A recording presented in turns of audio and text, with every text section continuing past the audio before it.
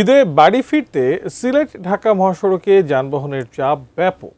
যানজট আর ভোগান্তি এড়াতে এবার রেলপথ ব্যবহার করছেন সিলেট অঞ্চলের যাত্রীরা। তবে চাপ বাড়লেও এবছর সিলেট থেকে ঢাকা বা চট্টগ্রাম রুটে নেই কোনো বিশেষ ট্রেন। বিস্তারিত জানাতে সিলেট রেল স্টেশন থেকে সরাসরি যুক্ত হচ্ছেন সহকর্মী কামরুল ইসলাম মাহি। মাহি, এবার কেন বিশেষ কোনো ট্রেনের ব্যবস্থা করা হলো না?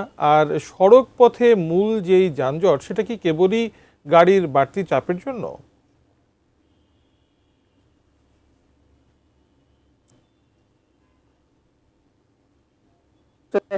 প্রতি বছরই বাড়তি উৎসব আসলে কিংবা কোনো বিশেষ যে অতিরিক্ত ট্রেনের একটি চাহিদা থাকে, কিন্তু প্রতি বছরই আসলে ট্রেনের রেলওয়ের কর্তৃপক্ষ নানা সীমাবদ্ধতার কারণে কিন্তু নতুন ট্রেন আসলে সংযোজন করা হয়নি। এবছরও কিন্তু ঠিক এরকমই আমাদেরকে রেল স্টেশন কর্তৃপক্ষ বলছে।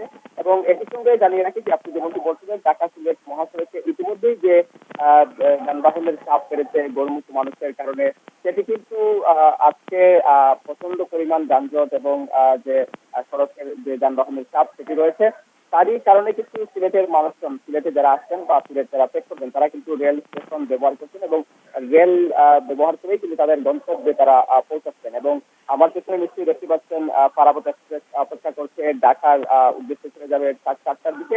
এবং এই যে ট্রেনটি, সেই ট্রেনটির যাত্রী যারা রয়েছেন তারা আসলে অপেক্ষা করছেন।